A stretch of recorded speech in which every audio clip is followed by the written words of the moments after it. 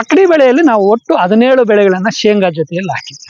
ಸಜ್ಜೆ ಹಾಕಿದೀವಿ, ಜೋಳ ಹಾಕಿದೀವಿ, ತೊಗರಿ ಹಾಕಿದೀವಿ, ಅಲಸಂದೆ ಹಾಕಿದೀವಿ, ಹುಚ್ಚೆಳ್ಳು ಹಾಕಿದೀವಿ, ನವಣೆ ಹಾಕಿದೀವಿ. 30ನೇ ದಿನದಿಂದ 9 ತಿಂಗಳವರೆಗೂ ಆದಾಯನೂ ಕೂಡ ಕೊಡ್ತಾ ಇದೆ. 5,000 ರೂಪಾಯಿಯನ್ನ ಈಗಾಗಲೇ ಮಾರಾಟ ಮಾಡಿದ್ವಿ. ಗೋಂಗೂರ, ಇದು ಪುಂಡಿ ಅಂತ ಕನ್ನಡದಲ್ಲಿ ಕರಿತೀವಿ, ತೆಲುಗುನಲ್ಲಿ ಗೋಂಗೂರ ಅಂತ ಕರಿತೀವಿ. ಜೀವಾಂಶ ಯಾವಾಗ ಜಾಸ್ತಿ ಆಗುತ್ತೋ ಸಾರಾಂಶ ಜಾಸ್ತಿ ಆಗುತ್ತೆ. ಈಗ ಅಮರಾಂತಸ್ ದಂಟಿದೆ, ಆ ದಂಟು ಅಷ್ಟು ದಪ್ಪ ಇದೆ, ಅದ್ರ ಬೇರನ್ನು ನಾವು ನೋಡಿದ್ರು ಕೂಡ ಇದಕ್ಕೆ ಒಂದು ಮಾತು ಹೇಳ್ತಾರೆ ಪುರಂದರದಾಸರು, ಸರ್ವಜ್ಞರು ಒಂದು ಮಾತು ಹೇಳಿದ್ರೆ, ಬಸವಣ್ಣ ಹೇಳ್ತಾನೆ, ಶಿಶುನಾಳ ಶರೀಫರು ಒಂದು ಮಾತು ಹೇಳ್ತಾರೆ, ಡಿ.ವಿ. ಗುಂಡಪ್ಪನವ್ರು ಒಂದು ಹೇಳ್ತಾರೆ.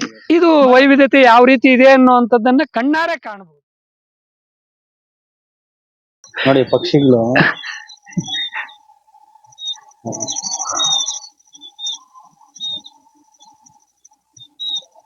ಅಲ್ಲಿದೆ, ಮಂದೆನೆ ಕೂತಿದೆ.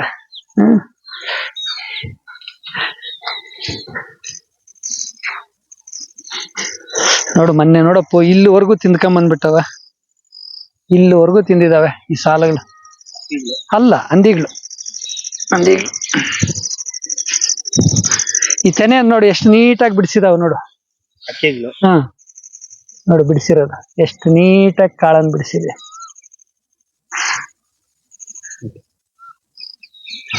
ಈಗ ನೋಡಿ, ಈ ತೆನೆ ಮೇಲೆ ಏನು ಬಿದ್ದಿಲ್ಲ, ಇದ್ರಲ್ಲಿ ಏನದು ಆಗಿಲ್ಲ. ನೋಡಿ ಎಷ್ಟು ನೀಟಾಗಿದೆ.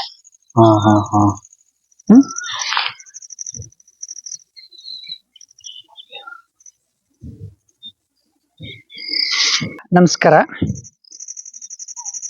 ನನ್ನ ಹೆಸರು ಅರಿವು ಪ್ರಭಾಕರ್ ಅಂತ ಹೇಳ್ಬಿಟ್ಟು, ಅಕ್ಕಡಿ ಸಾಲು ಪ್ರಭಾಕರ್, ಅರಿವಿ ಪ್ರಭಾಕರ್ ಅಂತ ಕೂಡ ಕರೀತಾರೆ. ನಮ್ಮದು ತೊಂಡಳ್ಳಿ ಗ್ರಾಮ, ಬೈರ್ಕೂರು ಹೋಬಳಿ, ಮುಳಬಾಗಿಲು ತಾಲೂಕು. ಇವತ್ತು ನಾವು ಈ ಒಂದು ಹೊಲದಲ್ಲಿ, ಅಂದ್ರೆ ಇದು ಲೀಸ್ ಹೊಲ, ನಮ್ಮ ಸ್ವಂತ ಹೊಲ ಅಲ್ಲ, ಈ ವರ್ಷ ನಾವು ಲೀಸ್ಗೆ ತಗೊಂಡಿರ್ತಕ್ಕಂಥ ಜಮೀನು. ಇದಕ್ಕೆ ಮೊದಲು ನಾನು ನಮ್ಮದೇ ವಿಧಾನದಲ್ಲಿ ಮಣ್ಣು ಪರೀಕ್ಷೆಗಳನ್ನು ಮಾಡ್ಕೊಂಡು ಆ ಭೂಮಿಯ ಫಲವತ್ತತೆಯನ್ನು ಜಾಸ್ತಿ ಮಾಡುವಂಥದ್ದಕ್ಕೆ ಮೊದಲು ಕೆರೆ ಗೋಡು ಮಣ್ಣನ್ನು ಒಡಿಸಿದೆ.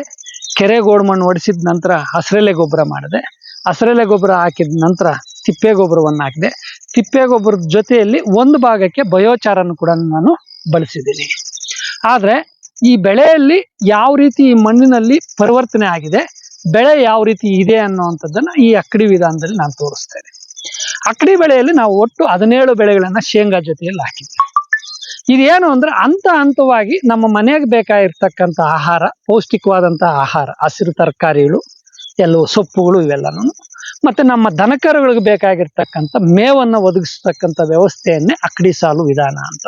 ಮತ್ತೆ ಪ್ರಕೃತಿ ಪೂರಕವಾಗಿರ್ತಕ್ಕಂಥ ಪ್ರಾಣಿ ಪಕ್ಷಿಗಳಿಗೆ ಕೂಡ ಹಂತವಾಗಿ ಆಹಾರ ವ್ಯವಸ್ಥೆಯನ್ನು ಒದಗಿಸುವಂಥ ವ್ಯವಸ್ಥೆನೇ ಈ ಅಕ್ಕಡಿ ಸಾಲು, ಜೀವ ವೈವಿಧ್ಯತೆ. ಈಗ ನಾವು ಹಾಕಿರುವಂಥದ್ರಲ್ಲಿ ಈ ಸಾಲಲ್ಲಿ ನಾವು ಬಂದ್ಬಿಟ್ಟು 4 ರೀತಿಯ ಧಾನ್ಯಗಳನ್ನು ಹಾಕಿದ್ವಿ. ಔಡ್ಲ ಹಾಕಿದೀವಿ, ಸಜ್ಜೆ ಹಾಕಿದೀವಿ, ಜೋಳ ಹಾಕಿದೀವಿ, ಪುಂಡಿ ಹಾಕಿದೀವಿ.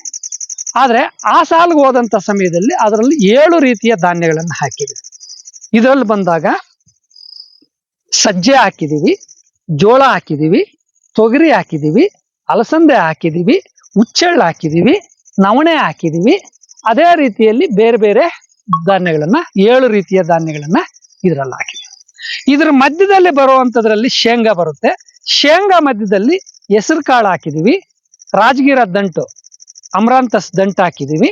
ಅದರಲ್ಲಿ 3 ರೀತಿಯ ವೆರೈಟಿಗಳಿದಾವೆ, ಕೆಂಪು, ಬಿಳಿ, ಇನ್ನೊಂದು ಕೆಂಪು ಇದೆ. ಮತ್ತೆ ಒಳ್ಳೆ ಎಳ್ಳು ಹಾಕಿದೀವಿ. ಒಳ್ಳೆ ಎಳ್ಳು ನಮ್ಮ ಮನೆಗೆ ಸಿಗುವಂಥದ್ದಾಗುತ್ತೆ. ಈ ರೀತಿಯಲ್ಲಿ ಇದರಲ್ಲಿ ಮುಲ್ಲಂಗಿ ಹಾಕಿದೀವಿ. ಇವೆಲ್ಲವನ್ನು ಕೂಡ ನಾವು ತೆಗೆದು, ಇವು ನಮ್ಮ ಮನೆಗೆ ಹಂತವಾಗಿ ಮನೆಗೆ ಬೇಕಾಗಿರತಕ್ಕ ತರಕಾರಿ ಜೊತೆಗೆ ದನಕರುಗಳಿಗೂ ಕೂಡ ಮೇವು ಸಿಗುವಂತ ಒಂದು ವ್ಯವಸ್ಥೆ, ಪ್ರಕೃತಿ ಪೂರಕವಾದಂಥ ವ್ಯವಸ್ಥೆಯನ್ನೇ ಅಕ್ಕಡಿ ಸಾಲು ಅಂತ ಇದು ಮಾಡ್ತಕ್ಕಂಥದ್ದು. ಈ ಅಕ್ಕಡಿ ಬೆಳೆಗಳಲ್ಲಿ ನಮ್ಮ ಕುಟುಂಬಕ್ಕೆ ಔಡ್ಲ ಇರೋದ್ರಿಂದ ಬಲಿಬೆಳೆ ಆಗಿದೆ, ಸಾಸಿವೆ ಇರೋದ್ರಿಂದ ಬಲಿಬೆಳೆ ಆಗಿದೆ, ಮತ್ತೆ ಹುಚ್ಚೆಳ್ಳು ಹಾಕಿರುವಂಥದ್ರಿಂದ ಬಲಿಬೆಳೆ ಆಗಿದೆ. ಎಣ್ಣೆದ ಕಾಳಿನ ಧಾನ್ಯಗಳು, ಏಕದಳ, ದ್ವಿದಳ, ಎಣ್ಣೆ ಕಾಳು, 3 ರೀತಿಯ ಧಾನ್ಯಗಳನ್ನು ಕೂಡ ನಾವು ಇದರಲ್ಲಿ ಬೆಳೆದಿದ್ದೀವಿ. ಅದು ನಮಗೆ ಒಳ್ಳೆ ಒಂದು ಇದಾಗಿದೆ.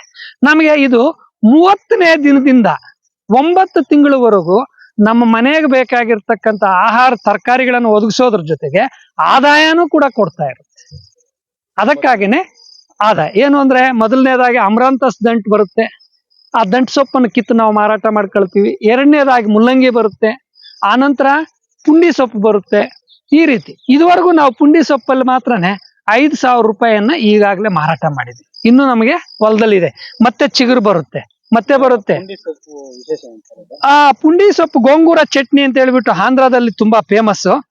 ಇದನ್ನ ಹುಳಿ ಇರುತ್ತೆ ಈ ಸೊಪ್ಪು, ಗೋಂಗೂರ. ಇದು ಪುಂಡಿ ಅಂತ ಕನ್ನಡದಲ್ಲಿ ಕರಿತೀವಿ, ತೆಲುಗುನಲ್ಲಿ ಗೋಂಗೂರ ಅಂತ ಕರಿತೀವಿ. ಇದು ಬಹಳ ಪ್ರತಿ ವರ್ಷ ಕೂಡ ಚಟ್ನಿ ಮಾಡ್ಕೊಂಡು ಅಥವಾ ಉಪ್ಪಿನಕಾಯಿ ಮಾಡ್ಕೊಂಡು ಇಟ್ಕೊಂಡ್ಬಿಟ್ಟಿದೀವಿ ಅಂದ್ರೆ 6 ತಿಂಗಳು ವರ್ಷ ಆದ್ರೂ ಇರುತ್ತೆ. ನಮ್ಮ ಆಹಾರ ಸೇವನೆ ಜೊತೆಗೆ ಒಂದ್ ಸ್ವಲ್ಪ ಬಳಸ್ಕೊಂಡಿದೀವಿ ಅಂದ್ರೆ ನಮ್ಮ ಬಾಯಿಗೆ ರುಚಿಕರವಾಗಿರುತ್ತೆ. ಒಂದೊಂದ್ಸಾರಿ ನಮ್ಮ ಆರೋಗ್ಯದಲ್ಲಿ ಜ್ವರ ಈ ತರ ಬಂದಿರುವಂತ ಸಮಯದಲ್ಲಿ ನಾಲ್ಗೆ ರುಚಿಯನ್ನು ಹೆಚ್ಚು ಮಾಡುವಂತದ್ದು ಆಹಾರ ಸೇವನೆಗೂ ಕೂಡ ಒಳ್ಳೆ ಒಂದು ಉಪಯುಕ್ತವಾಗಿರುವಂತ ಒಂದು ಕೆಲಸವನ್ನು ಮಾಡುತ್ತೆ. ಈ ರೀತಿ ಈ ಪುಂಡಿ ಸೊಪ್ಪು ಮಾಡುತ್ತೆ. ಇದು ಔಡ್ಲ, ಇದು ಟ್ರಾಪ್ ಕ್ರಾಪ್, ಬಲಿಬೆಳೆ ಅಂತ. ಯಾಕೆ ಇದು ಮರ ಆಧಾರಿತವಾಗಿ ಬೆಳೆಯುವಂಥದ್ದು, ಅಗಲವಾದಂತ ಎಲೆಗಳಿಂದ ಬರುವಂತ ಪೀಡೆಗಳು ಏನ್ ಮಾಡ್ತವೆ, ಬಂದಿದ್ದು ಫಸ್ಟ್ ಏನ್ ಮಾಡುತ್ತೆ, ಈ ಎಲೆ ಮೇಲೆ ಕೂತ್ಕೊಳ್ಳುತ್ತೆ, ನಮ್ಮ ಮುಖ್ಯ ಬೆಳೆ ಮೇಲೆ ಹೋಗೋದಿಲ್ಲ.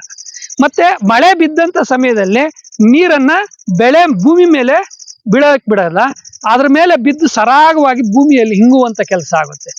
ಇದು ಬಹಳ ಉತ್ಕೃಷ್ಟವಾದಂಥದ್ದು. ಏನು ಅಂತಂದ್ರೆ ಮಳೆ ನೀರನ್ನ ಭೂಮಿಗೆ ತಂಪಾಗಿ ಇಂಗಿಸುವಂತ ಕೆಲಸ. ನೇರವಾಗಿ ಮಳೆ ಬಿದ್ದಾಗ ಏನಾಗುತ್ತೆ, ಮಣ್ಣು ಮೇಲೆ ಬಿತ್ತು ಅಂದ್ರೆ ಮಣ್ಣು ಚದುರುವಂತ ಕೆಲಸ ಆಗುತ್ತೆ. ಮಣ್ಣು ಚದುರಿದೆ ಅಂತಂದಾಗ ಮೇಲ್ ಮಣ್ಣು ಕೊಚ್ಕೊಂಡು ಹೋಗುತ್ತೆ. ಈ ತರ ವೈವಿಧ್ಯಮಯವಾದಂತ ಬೆಳೆಗಳಿತ್ತು ಅಂತಂದ್ರೆ ನೇರವಾಗಿ ಮಳೆ ಬಿದ್ದಂಥದ್ದು ಎಲೆ ಮೇಲೆ ಬಿದ್ದುತ್ತೆ, ಎಲೆಯಿಂದ ನೀರು ಏನಾಗುತ್ತೆ ಭೂಮಿಗೆ ಸರಾಗವಾಗಿ ಇಂಗುವಂತ ಕೆಲಸ ಆಗುತ್ತೆ.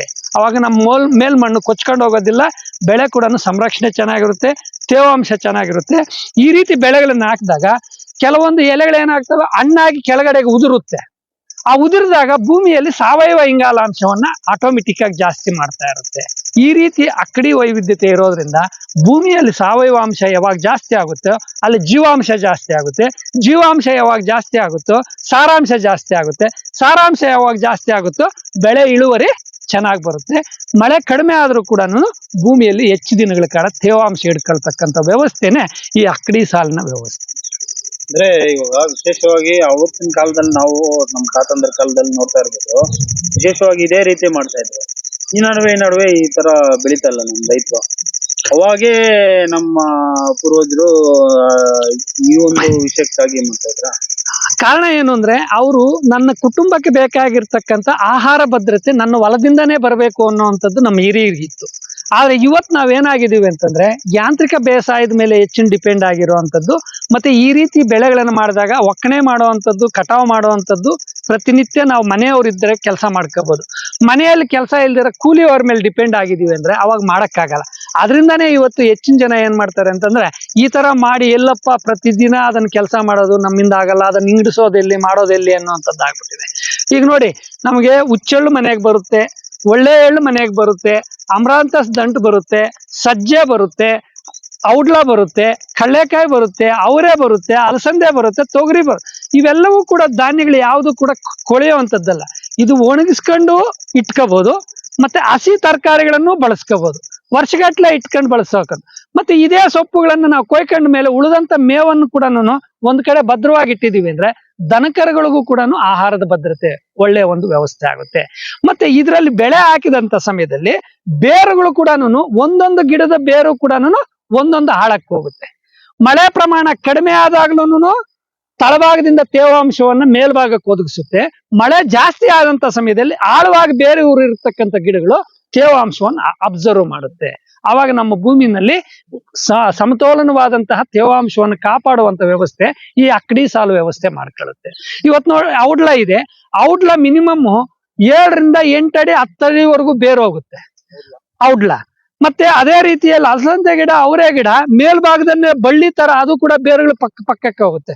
ನಮ್ಗೆ ಹಾಕಿರ್ತಕ್ಕಂಥ ಕಳ್ಳೆಕಾಯಿ ಗಿಡ ಬೇರೆ ಇದಾವೆ, ಈ ಸಜ್ಜೆ ಇದೆಲ್ಲ 9 ರಿಂದ 12 ಇಂಚುವರೆಗೂ ಹೋಗಿರುತ್ತೆ ಇದ್ರ ಬೇರುಗಳು, ಸಜ್ಜೆ ಜೋಳದ್ದು. ಈಗ ಅಮರಾಂತಸ್ ದಂಟಿದೆ, ಆ ದಂಟು ಅಷ್ಟು ದಪ್ಪ ಇದೆ, ಅದ್ರ ಬೇರನ್ನು ನಾವು ನೋಡಿದ್ರು ಕೂಡ 12 ರಿಂದ 13 ಇಂಚು ಆ ತರದಲ್ಲಿ ಹೋಗಿರುತ್ತೆ, 1 ಅಡಿವರೆಗೂ ಹೋಗಿರುತ್ತೆ. ಈ ರೀತಿ ಆ ಯಾವಾಗ ಬೆಳೆಗಳಿರುತ್ತೋ ಅದರ ಬೇರುಗಳು ಏನ್ ಮಾಡುತ್ತೆ, ಆ ವೈವಿಧ್ಯತೆಯನ್ನು ಕಾಪಾಡುತ್ತೆ. ಆ ಆಹಾರಕ್ಕೂ ಕೂಡ ಅಷ್ಟೇ, ಈಗ ನಮ್ಮೆಲ್ರಿಗೂ ಕೂಡ ಊಟ ಮಾಡ್ಬೇಕು ಅಂತಂದ್ರೆ ಕೆಲವ್ರಿಗೆ ಉಪ್ಪು ಹುಳಿ ಖಾರ ಅಂದ್ರೆ ಯಾವ ರೀತಿ ಇಷ್ಟನೋ, ಭೂಮಿಯಲ್ಲಿರುವಂತ ಜೀವಾಣುಗಳು ಕೂಡ ಅದಕ್ಕೆ ಬೇಕಾಗಿರ್ತಕ್ಕಂಥ ಎಲೆಗಳನ್ನು ಮಾತ್ರ ತಿಂದ್ಕೊಂಡು ಹೋಗುತ್ತೆ. ಭೂಮಿಯಲ್ಲಿರುವಂತ ಜೀವಾಂಶಗಳು ಕೂಡ ಅಷ್ಟೇ ಅದಕ್ಕೆ ಯಾವ ಗಿಡದ ಬೇರೆ ಹತ್ರ ಹೋದ್ರೆ ರುಚಿಕರವಾದಂತ ಸಾರಾಂಶ ಸಿಗುತ್ತಾ ಅಲ್ಲಿ ಹೋಗಿ ವಾಸ ಮಾಡಿ ವೈವಿಧ್ಯತೆಯನ್ನು ಕಾಪಾಡುತ್ತೆ. ಈ ವೈವಿಧ್ಯತೆಯನ್ನೇ ಅಕ್ಕಡಿ ಸಾಲಿನ ಒಂದು ಪರಿಕಲ್ಪನೆ. ಅದನ್ನೇ ನಮ್ಮ ಹಿರಿಯರು ಮಾಡ್ತಾ ಇದ್ದಿದ್ದು. ಅವತ್ತು ನಮ್ಮ ಹಿರಿಯರೇ ವಿಜ್ಞಾನಿಗಳಾಗಿದ್ರು.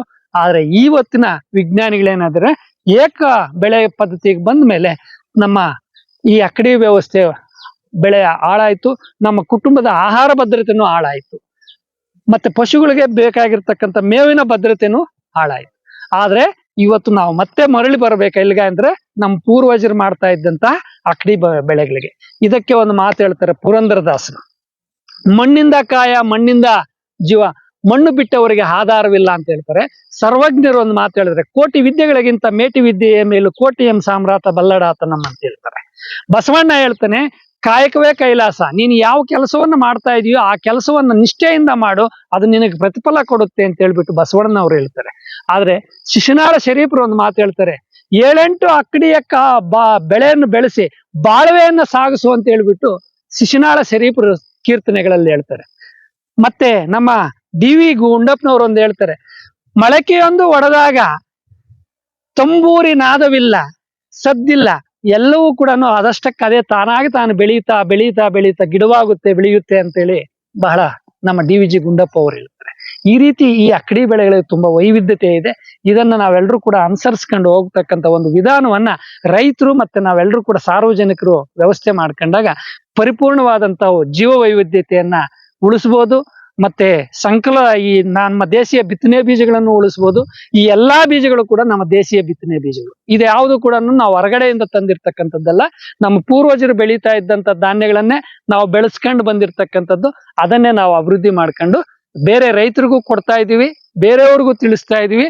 ಪ್ರಕೃತಿ ಪೂರ್ವಕವಾದಂತ ಬೆಳೆಗಳನ್ನು ಕೂಡ ಸಾವಯವ ವಿಧಾನದಲ್ಲಿ ನೈಸರ್ಗಿಕವಾಗಿ ಬೆಳೀತಾ ಇದೀವಿ.